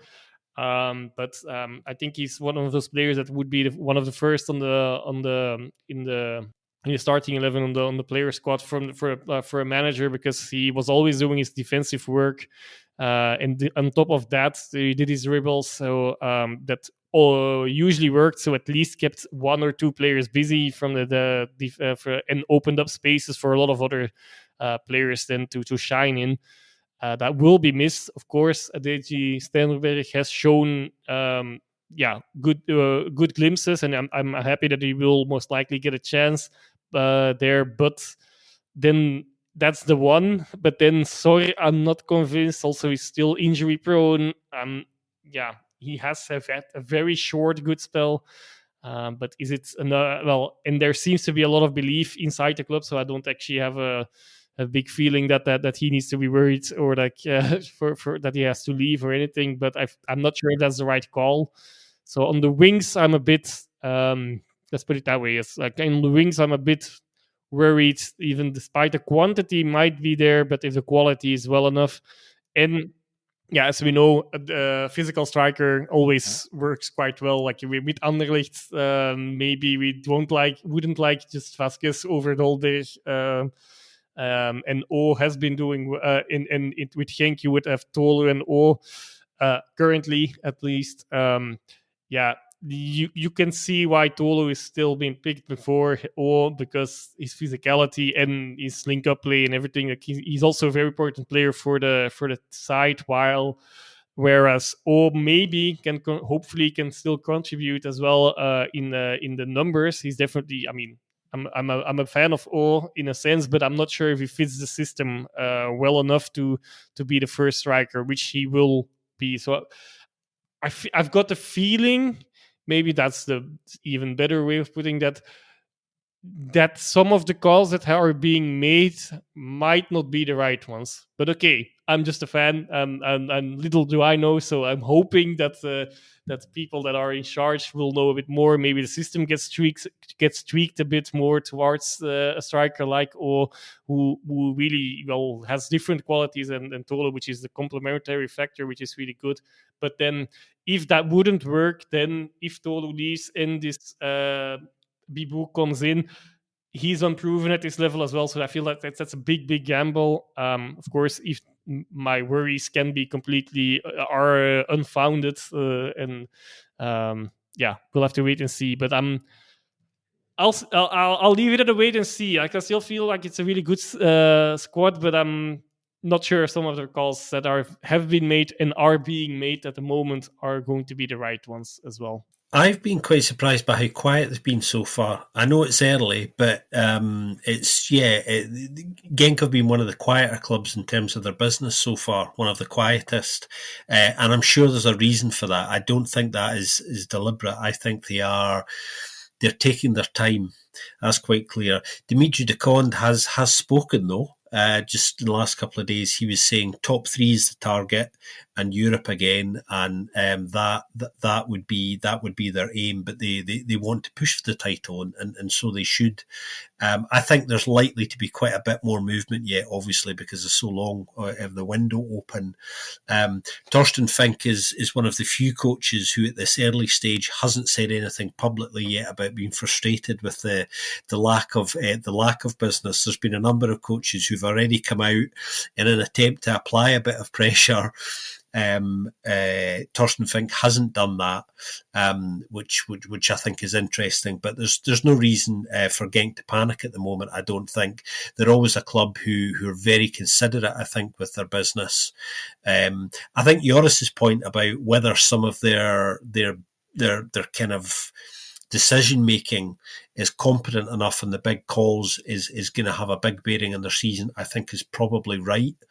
I think losing Tolu would be a big loss because Genk have had huge success in recent years with a big physical striker, as Joris was saying. And although broadly speaking, kind of fits that profile, he is still quite a different player. His core strengths, I would say, aren't as broad as Tolu's or Paul Onuachu's. He has some slightly different qualities. So yeah, I would imagine, and this might not happen, but I think if Tolu goes and O becomes the first choice striker, you'd imagine somebody else would come in as well. Something else just worth touching on briefly, because I think it is significant, and that is obviously the goalkeeping position. Lask's Tobias Lawal's come in. Highly thought of goalkeeper, not somebody I know much about personally, but those who've seen a lot more of him do speak quite highly of him to me. And our friends at the other Bundesliga podcast do think that this is a good step up for him as well. Very interesting to see who starts as well. I think Joris thinks Hendrik van Krombrugge is likely to start, and I think he's probably right. I think he will start the season as well to see how it goes. But at the same time, you don't spend that amount of money in a goalkeeper and not give them a chance at some point. So Genk, of course, famous for developing good goalkeepers. And he's another one who will be expected to make a step up at this level. I think we just need to wait and see, as Joris says. But I would expect Genk to put in a strong challenge because that's what they do. Yeah, agreed. Although they've got that 17-year-old kid that they just gave an extension to in goal, so maybe he'll play at some point during the season, and he'll be the next one. Or they'll have some 14-year-old in the academy who's just really, really good. So they'll just stick him in goal because that's what they have to do. Scott, you mentioned Fink's not one of the ones that's moaned about the squad not being ready. Ivan Leko's moaned about the squad not being ready, and if you missed it, that's not in the context of Standard Liège, that is in the context of Ghent. So let's talk about Ghent transfers. Seems like we kind of just mentioned them briefly. But they haven't actually made many. Although the one they have made is a Ghent transfer, isn't it? Like Wilfred Kanga coming back to the league after Scott used to use the word honking, and he was absolutely honking for Cardiff by the look of things. I don't think he scored a single goal. And yeah, he comes in. After moving to then, he moved to Dino Zagreb, and now he's come back to Ghent, back to the Pro League with Ghent, and that's pretty much the only kind of incoming. Lots of players have returned on loan and then gone back out, so we'll actually quickly go through the outgoings. Archie Brown, he's got his move to Fenerbahce for €8 million. I personally think that's a pretty good fee for Ghent. I have been on record saying I don't think he's a bad player, but I didn't get the kind of Premier League links. I didn't think he was a Premier League player, to be honest. But the Turkish league, I mean, they're splashing the cash. Whether he'll do well at Fenerbahce remains to be seen. But it's pretty cool to see a British player that's kind of moving around different leagues and stuff like that. I really rate it quite highly because that hasn't always been the case, but it seems to be happening a lot more now. And I think it's just really nice to see. Noah Fadiga's gone to Alis Saloniki in Greece. Celestine Deschlevel, the goalkeeper's gone to La Louvre. Jordan Turin Liga, he's gone back to Germany. He's gone to Hamburg. These are all frees, by the way, now from Deschlevel onwards. Keegan Jelacic, he's gone back to Australia to join Melbourne Victory for free. Andrew Hulstager's left. He's gone to Vejle BK in Denmark for free. New Fortunas followed Fadiga to Greece. Sorry, definitely not Turkey. He's gone to join Volos. Peter Geggers has already said on loan to Cercle. Sven Kuhns retired. Louis XIV has left the club entirely on a free as well. Squad-wise, could do with a third goalkeeper. I think that's pretty obvious. They've got Vandenberg, they've got Davy Roof. I'm not sure what the young goalkeeper situation is because we just mentioned 2 that have left. So I don't know if they've got an academy guy that they're going to promote into that position, which should be fine because I think Vandenberg and Roof, you're pretty happy with that as a 1-2 either way. Like they're solid, they'll be fine. Roof is obviously the better goalkeeper in my opinion, but Vandenberg's more than a decent backup. He's been doing it for a long time. Every time he steps up, he plays well, to be honest. The defence definitely needs some work. Torunariga needs to be replaced. Watanabe's been linked with a move. He's more than likely going to leave. Mitrovic, they want to get rid of, which is just no surprise because you could have told you that when they signed him for, 2-3 seasons. It was like, what are you doing? He's in his late 30s. He's not the player he once was. That's a stupid deal, and it's proven to be that. Kandus has also come back, but I can't imagine he's going to stay either unless Lecco thinks he can get something out of him. Maybe Bramley guy after his loan with Kortrijk, he might get a look in, but I think there definitely needs to be some work at the back. Fullback is not too bad. They got Samwaz, but I think Samwaz he's fine, but I don't think if you've got ambitions, he's a player you want starting. I think he's a good coming off the bench. Arajal, I saw some moments with him that I quite liked, but again, is he ready? Midfield, again, it's such an influx team, isn't it, at the moment? Like Gandelman was just completely discarded at the back end of last season, despite being the only player that scores any goals for the club. I think Lecco would probably like someone like him. I feel like they could get on, but whether he wants to stay after that, I don't know. Lopez is obviously still there, and a full season of him would be good. Delorg, like they've got some decent central midfielders, to be fair, if they can keep them together.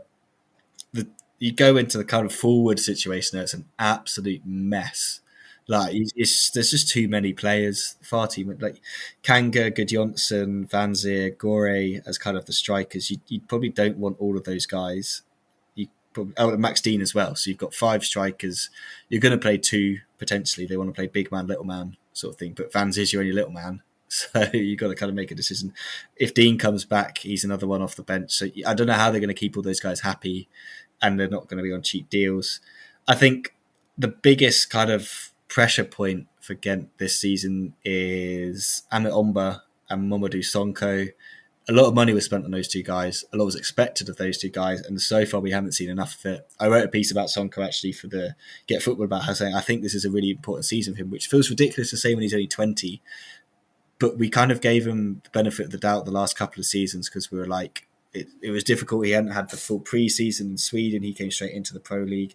He then had to kind of just keep going all the way through. Maybe that kind of messed up. But he's now back into kind of the rhythm of the Pro League rather than the Swedish League, which is kind of the summer league. So they spent a lot of money on him not to kind of start to really perform. And I think their idea was probably that he'd perform well enough that they'd sell him on for a decent chunk of money as well. They'd benefit from him playing and then they'd be able to sell him on. Hasn't really worked out. So I think he's got a big season ahead of him. There's something here, I think, in terms of a squad. Like there's some players that you think, yeah, if you could get, I trust Lecco to get something out of this team and to get more out of this team than he did with Standard Liège, because he's actually got some players that could potentially score goals and be a bit more creative. So I'm hoping he's going to switch away from his kind of, we're just going to grind out as many 1-0s and 1-1s or whatever we can as possible and really go for it a little bit, because he has got some players there. But this squad just feels like really imbalanced, and I can see why he's frustrated, because he's probably like, I don't want these guys, but I've got loads of these guys that I don't want, and I want some players in these positions, but I don't have any of these players. So yeah, definitely a team in flux at the moment again, but they've got, in my mind, they've got the right head coach in there that can do something. They've got some players there that can do something. It's whether they can put the squad there that can do something, and that's what I'm not sure about at the moment with them. Yep, Ivan Leko, good appointment, I think. Turned down the chance to go back to Antwerp. Standard wanted him out the door, to be blunt about it, wanted him off the wage bill. I think he was open to staying there. He said as much on several occasions. I think he was quite enjoying himself, despite the fact he was working with nothing. But that's what happens under regime change. People tend to find themselves out the door, whether they want to be or not. And he's chosen to go to the Buffaloes. You can understand why. They have a great infrastructure in place. Everything is there for you to build something, I think. And he's a very ambitious coach. I find it really interesting that he was the first to break rank this season. He's the first to come out publicly and have a whinge and essentially say, get a bloody move on to the sporting department. Specifically on Ben's point about that squad not being balanced. He doesn't think they have enough depth. I don't think he thinks they have enough quality. And I also don't think he's particularly happy with what he's got there at the moment either, which tells me that there's a number of players in there who he doesn't fancy, which is a coach's prerogative. He thinks, I can't work with some of these guys and, they're not for me. So I think he perhaps is of the opinion that the job they need to do over the summer is perhaps bigger than the sporting department does. Arne Verdaarsen, who obviously has that on his plate, or does he? Because we know there are influences inside Gent, faceless individuals who do have names, but nobody seems to know really who they are. Who seem to have a very, very weighty element in the decision-making process from a sporting point of view. Sam Barrow as well, I think needs to, and we talked about this a lot towards the end of last season, really needs to become a bit more hands-on, I think, because there are too many cooks in the kitchen at Gent still for my liking. But yeah, they've got the right person in. And just on Wilfred Kanga, coming back to him a minute, I found that quite funny when he came in, because he was a player who almost went to Gent not that long ago, before leaving Belgium and now kind of coming back. So something tells me that the list of players that Gent have on file for various positions hasn't been updated or changed very much. If they're going back to players who they were linked with about 18 months ago, if not longer. So a lot of work to do, but at the same time, a lot of potential, because if you get some of that right, they've got a coach there who could make them, and this is the real acid test, they want to be more consistent. And Leko's going to be looking for that, and he's already frustrated, and that in itself is a slightly worrying sign. You've got the right man, but you've already pissed him off a little bit. It's not the greatest of starts. That's the way I'm looking at them from the outside at the moment. What can I add? You guys said a lot of things already again. Maybe at a slightly higher level, but similar concerns as with Cercle Brugge, I guess. Like midfield is starting 11 midfield. You can build something there, but strikers, maybe slightly better than Cercle, of course, with the Van Zer. And we have to see how Max Dean comes back, of course. And we're not a big fan of Kanga, but I guess he could add some physicality. What Leko is missing so far in the squad. But yeah, as Ben touched on, central defense. There might be some things happening there. And anyway, with what is there and what already has happened, I'm not sure if there's anything exciting to expect yet. In goal they should be okay. I guess, despite maybe needing another goalkeeper like Ben said, but that could maybe be more like a young talent, depending on the situation at a young squad.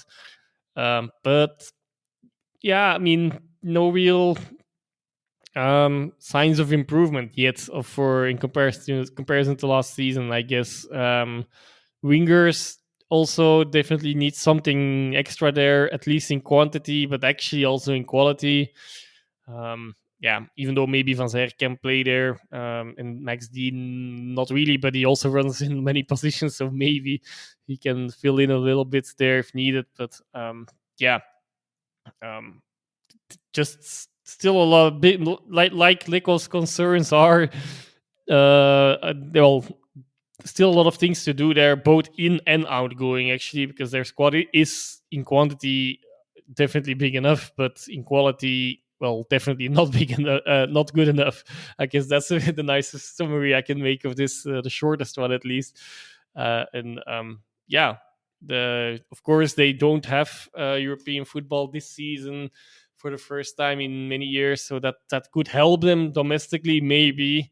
But well, doesn't mean there's less work to do despite that, like, especially with outgoings. But they definitely, yeah, so much things to do. Just like, you can't really judge them yet, but we also are skeptical about them because of what the recent past has shown us, and I think there's good reason for that as well. So I think, is Leko already regretting his move, or his choice? That's yeah. Well,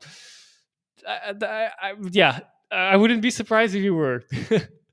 Yeah, I mean, he's looking back at his ex, thinking, "Oh, they've been quite active. They've been doing a lot of work over there, haven't they? Like, could have done with a couple of those players." We'll talk about them in the next episode. I've been quite impressed with them, but we can get to that when we get to it.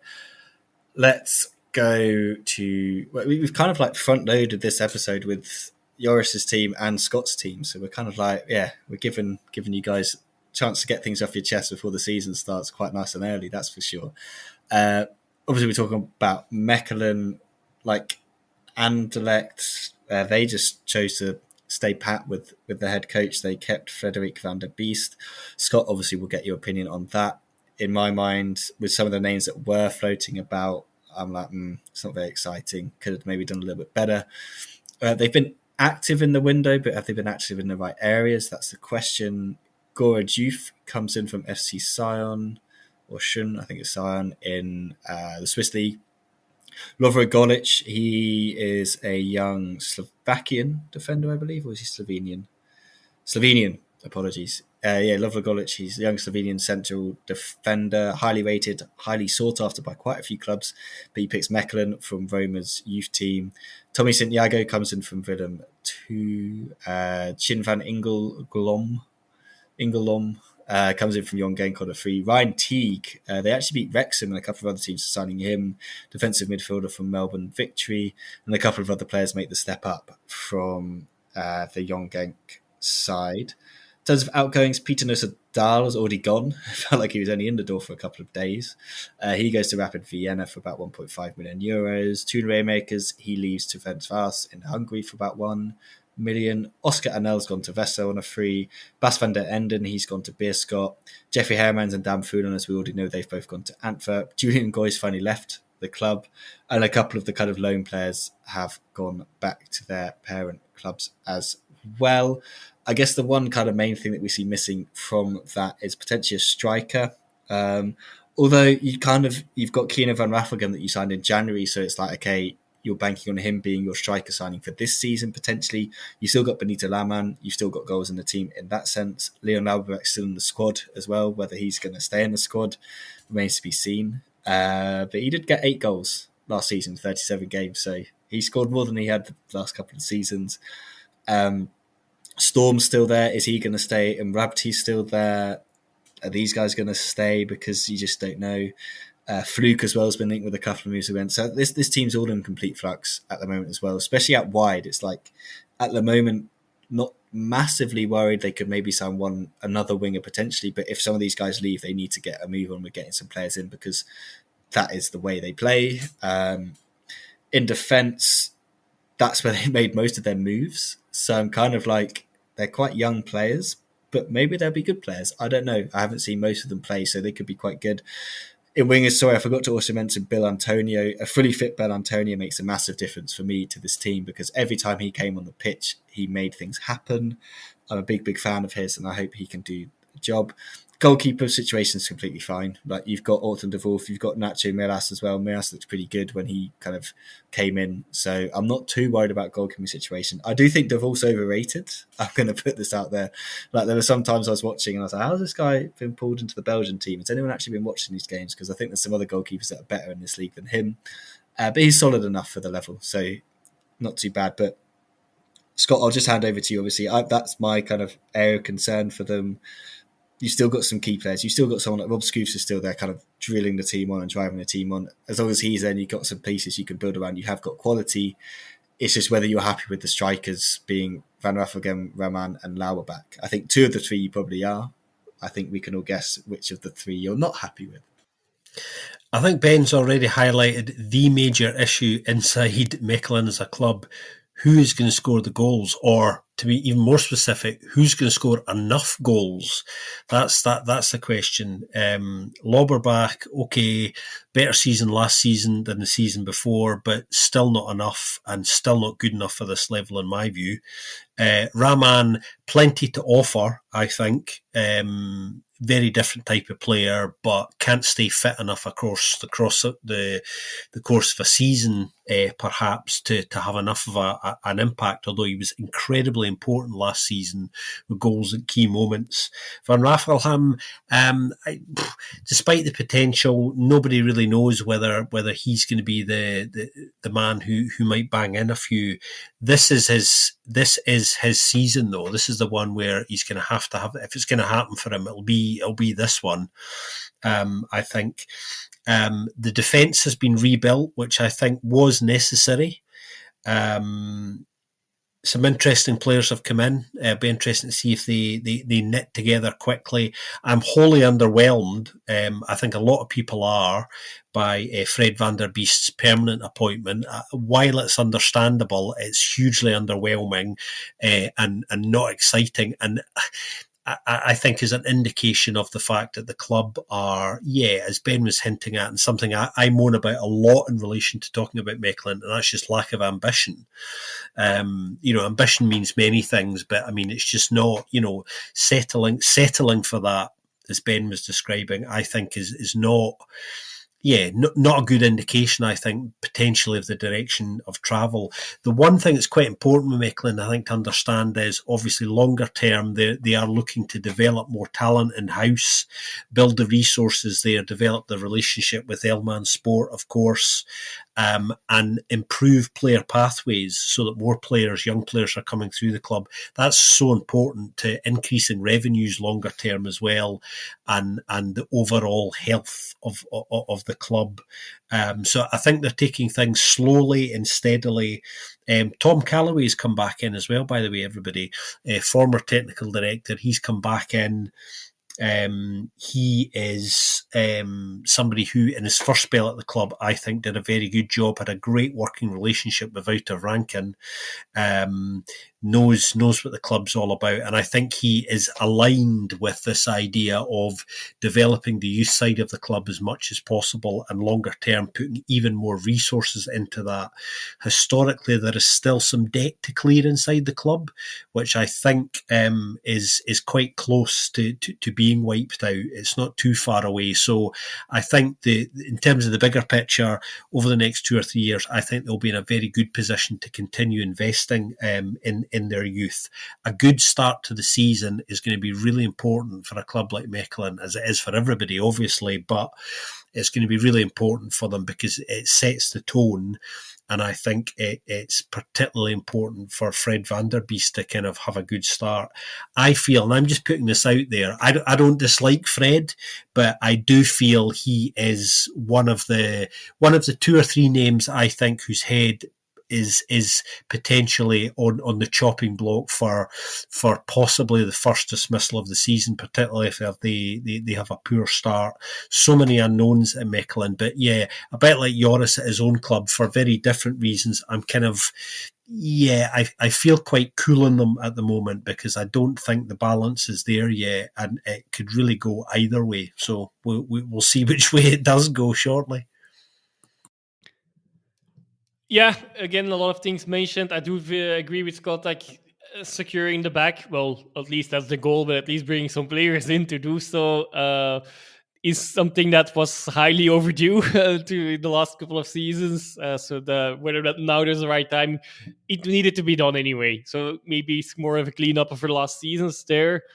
But yeah, I also agree with Scott van der Beest.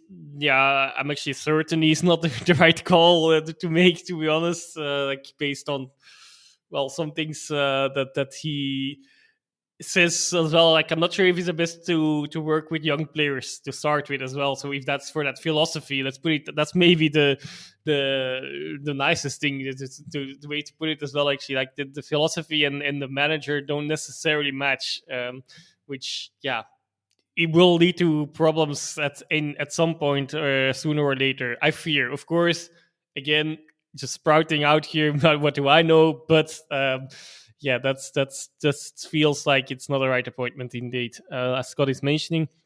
And what I also just noticed is some more worrying thing, but and it's related to transfers as well. Of course, there's a lot of players that only have 1 year of contract left. Belgali, Storm. Okay, Lauberbach probably Scott doesn't mention, doesn't mind too much. Mrapti, okay. After his injury, he's also not the same Mrapti as before, but still a valuable player. Fluke, who also has proven his worth, and Raman, who's also there still. Of course, the two of the three strikers there are actually out of contract if they don't extend in the upcoming few months or get sold. That's the reality of the things as well. So, which indicates there might actually be some more movement coming. Belgali, of course, rumored as a potential Elouadi replacement as well.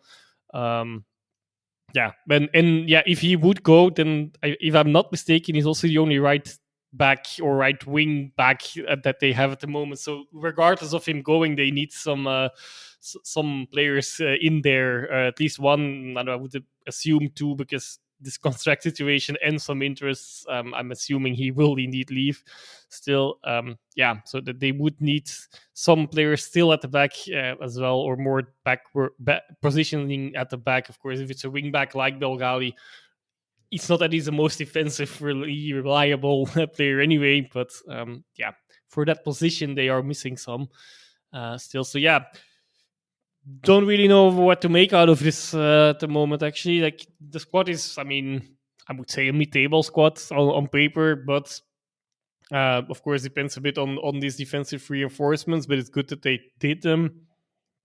And in a striking position, I guess one or two might still leave as well, and then maybe they would actually act as well to improve that there as well. But it's not a bad squad, but there are quite some question marks around both the manager and some positions and the transfer situation in general. To summarize what I just said, I guess, and no immediate worries, but more future potential worries, maybe. Those last few questions that you just said, Joris, but you could just copy and paste that into the next team that I'm about to talk about as well. Same old when we talk about this team. So if people have been listening, they'll know who I'm about to talk about, because it's kind of the one I get on my kind of high horse about is OH Leuven. Chris Coleman was sacked, and they brought in the vastly experienced, the manager that was ever everyone's lips, the one everyone wanted, in David Hubert. I just don't understand. Like you talked about, I think Van der Beek is the high on the chopping block, but I can't see. It just doesn't really make any sense. Like what Hubert can bring and what they will probably want him to do, how this club operates, just doesn't seem to match. In my opinion, I think it's not the best appointment for him. I don't think it's the best appointment for the team. I think you need someone in that club that can come in who can get the most out of absolutely nothing, or can get the most out of a very weirdly put together squad that can't score goals. Let's talk about the transfers then. We'll probably be talking about some of these guys again in January as departures. So Takuma Ominami has come in from Kawasaki Frontale. He was already there last season, so he's made that one permanent. Brian Kayo has come in, American central midfielder from VfL Osnabrück. I'll talk about him in a second. He's come in. Abdul Karim Traore has come in from Bourg-en-Bresse. Don't know what French league they're in. I was trying to look it up. They're in the 3rd division. Cool. That makes sense. Casper Terho. We know about Casper Terho. I actually think this isn't a bad signing. I just don't know if it's a good signing for Leuven. But we'll get into that in a bit. I just don't know if he fits into how they want to play. I don't know if Huber would agree or not. And that's all incoming. That's the only ones. We've then obviously Banzuzi leaving to RB Leipzig for 16 million euros. He has been by far and away the best signing they've made in the last couple of seasons. Fantastic player. He'll be a massive loss. But Bruins, he's gone to Lachau in Poland for 2 million. He was on loan there last season. Federico Rica, he leaves the Belgian league after a couple of seasons. Good player. Quite liked him. Got stuck in. He's gone to Belgrano in Argentina. Hassan Kudakai, I'm pretty sure they signed him last season. He's off on a free. Emmanuel Toku, I'm pretty sure they spent some money on him a couple of seasons ago. He's also left on a free as well. And then a couple of other players have kind of gone back to their clubs. Stefan Mitrovic, Lequincy Freak, nothing happened there. And Antif Songui, who I didn't even know was even there, to be honest, but he left as well. Yeah, it's the same old question. Where they haven't signed a striker, so who's going to score the goals? Like, that's the biggest question. Like, it's the same old question. So you're hoping Messi, the fans called him the Nigerian Messi, I think, after he scored those ridiculous goals against Charleroi. But I don't even know if he scored many goals after that. How many did he put in last season? 7 goals in 39 games. Like, it's fine, but it's not going to cut it, I don't think. Controyori scored the goals. He's 18, playing in the French third division. That's quite a step to make. Nacho Nsinghi's back as well, but I presume he'll probably be off after he was on loan at Dunkirk and Maritimo, but he literally played, I think, 9 games last season. Of course, 2 loan spells, so he hasn't done much. Can Hube get the most out of William Balikwisha? Yusuf Maziz, like, those are the sort of players you want to get the most out of. Maziz had an iffy season. Terho's good. He's a good winger. We saw some bright sparks from him while he was at Union. Did all right in Paderborn. 11 games, 1 assist. Not exactly amazing. KO from the States. He comes in, like I said, from Osnabrück. I didn't watch much Dritte Liga football in Germany. Obviously, people have had success signing players from the third division in German football before. Osnabrück finished 14th and only 5 points above the relegation zone. KO gave us 3 goals and 1 assist for Osnabrück last season, and his football average isn't actually that high for someone playing in that division either. It's just so underwhelming so far once again. And I just don't think Huber's the man to get what you need out of this squad at all, to be honest. I'm down on them once again this year. Unfortunately, sorry to Leuven fans, I wanted to be positive. One area I could say that at least it looks pretty much complete. The goalkeeping situation's fine. Like, you can be pretty happy with the goalkeeping situation. The rest of it needs work, for sure. Like, even defensively, none of those players that were there last season kind of really stood out. And Rika was probably one of the ones you could kind of feel like you could rely on a little bit more in terms of having the experience and that. But he's not. He was a midget for a central defender, to be honest, and he played well above himself. But not confident in this side. And I think they're one of those teams that, because there's only one team going down, they'll be fine. They've got enough to be not that team that gets at the very bottom. But it's not inspiring once again, and it's just another year of frustrating OH Leuven football coming our way. Well, Leuven have gone down the road that a lot of clubs have in Belgium, and in appointing a young, ambitious Belgian coach, which is to be applauded, I think. I wrote a piece a couple of weeks ago now for my Substack where I was talking about the rise of Belgian coaches and the fact that they seem to be in the ascendancy again. There is a cultural shift back that way. Go and check that out if you want. David Hubert does come up in that. I think the most interesting thing about Leuven for me at the moment is David Hubert has been talking a little bit recently about needing to change the culture inside the club and instill a winning mentality in there, something that's been wholly missing from that club. Can David Hubert transfer anything from Anderlecht's culture, if you like, that winning culture, can he take any of that into Dendrief? Obviously he played there, he's well known around those parts. the hierarchy inside Leuven think that an ambitious young Belgian coach is exactly what they need. And they might be right. I mean, I'm a little bit more open-minded as to how well this might work for them than Ben is, which is good for conversation. And I only say that just because of some of the things that Hubert's been choosing to highlight in conversation. I think he understands actually what the issues are and where they need to improve. But the acid test is always going to be, can he turn that around? Most people can identify the problems, but is he the one to wave a wand and make it happen? And we will find out. I would love to see a young, energetic, exciting Leuven side. There you go. There's the broadest possible template I can give him.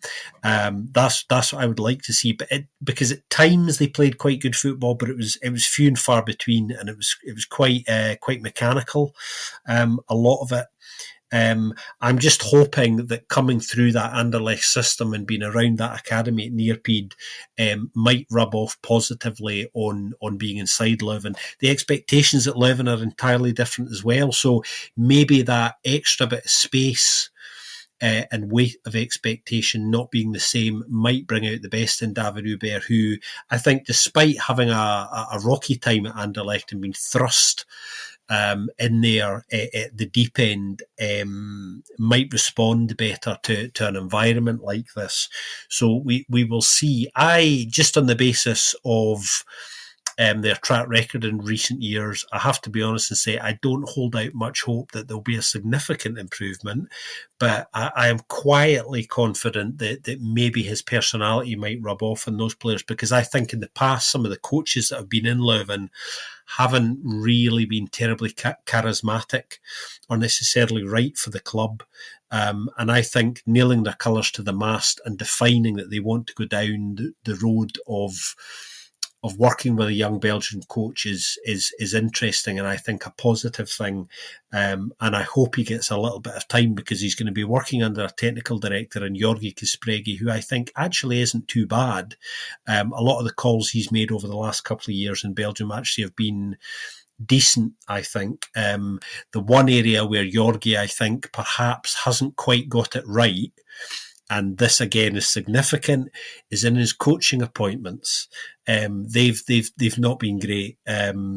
We've seen what happened with Dirk Cow, and then David Hubert's come in, who there are doubts about. There's no question about that, and I think there will continue to be until he perhaps proves himself and surprises some of us, which we're always happy to be surprised here. Yeah, definitely. I have to admit, I'm not sure if that all fits with what Scott there mentioned about Hubert as well. I mean, Hubert is a gentleman, and I hold him high as a person, but charismatic is not one of the things I would say about him. I would say what is not charismatic either? Porridge maybe, or something or me.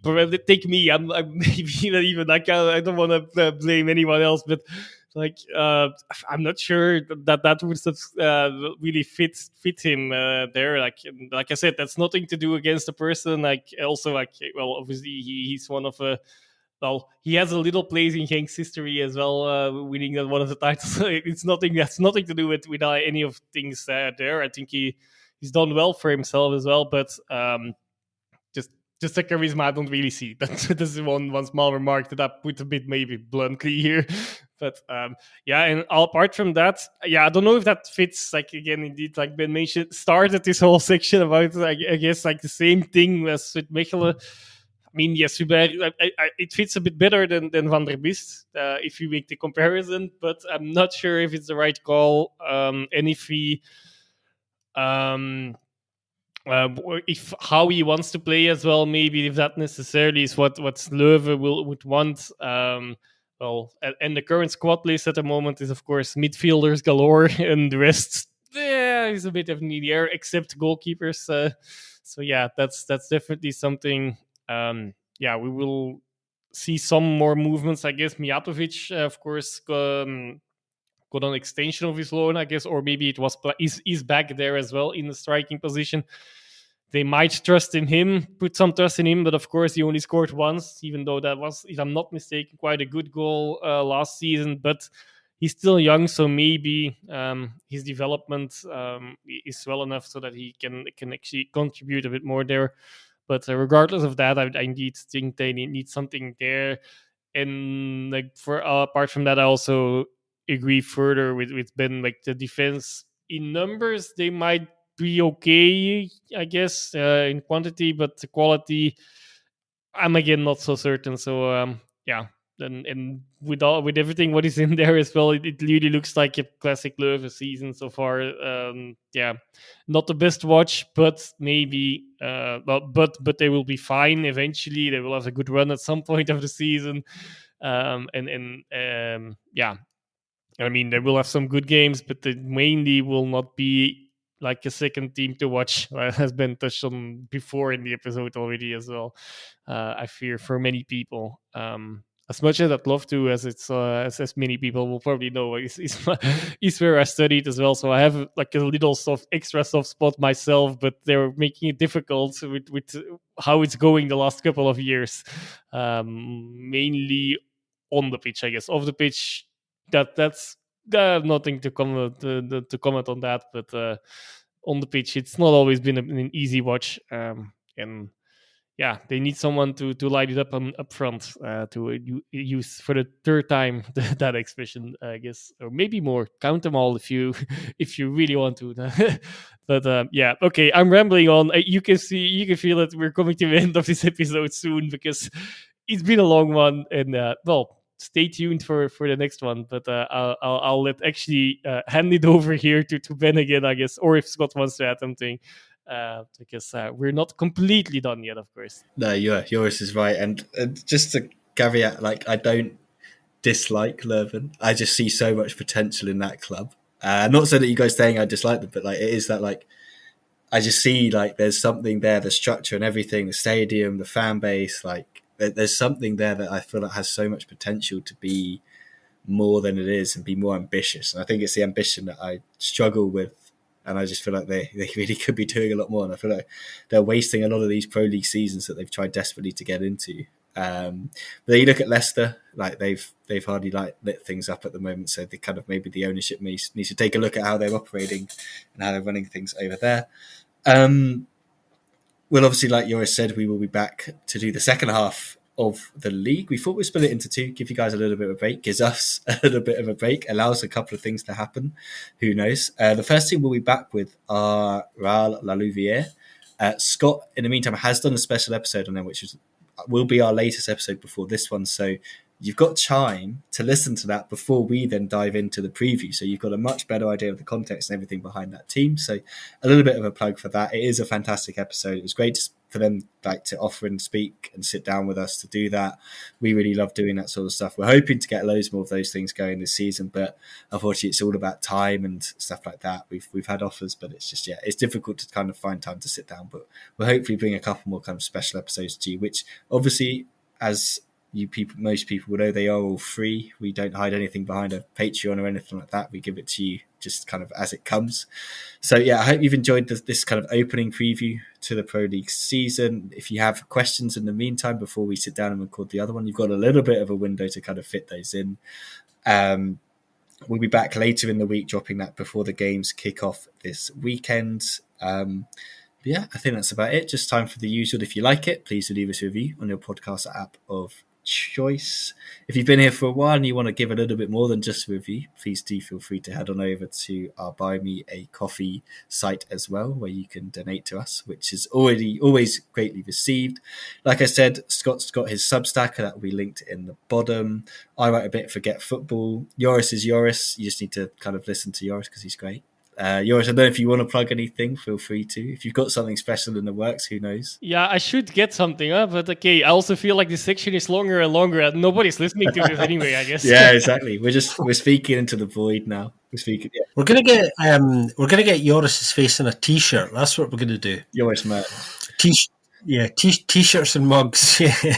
I mean, Joris is... Okay, if that's the direction we want to go, I'm down for it, but I'm not sure if anyone else would be. Joris has got his refs cam now. That's all he needs. He's well set up for the season with ref cam. That's going to be the fantastic addition to his analysis. So you got to come back every week for ref cam analysis with Joris. Yeah, thanks as always, everyone, for listening to this. It's good to have people back. Welcome if you're new. We hope you enjoyed it and you'll join us for the ride that is this season. It's looking like it's going to be a good one. It's so unknown at the moment. It's so in flux, which is actually quite exciting because who knows what's going to happen. But yeah, as we said, we'll be back to preview the next couple of teams later in the week. And then it's all things go for the new season and back into regular episodes. So yeah, thank you as always for listening. And we'll speak to you very soon on another episode of the Belgian Football Podcast.